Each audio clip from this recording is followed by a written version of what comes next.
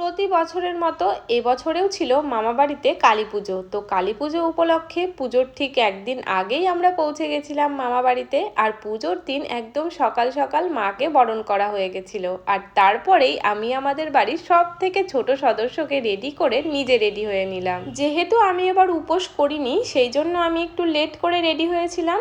আর তারপরে আমি মায়ের আশীর্বাদ নিয়ে নিলাম। আর তারপরে আমার হাতে চলে আসলো প্রসাদের থালা। তো যেটা খাওয়ার পর আমরা বসে গেছিলাম মায়ের সাথে কয়েকটা ফটো তোলার জন্য।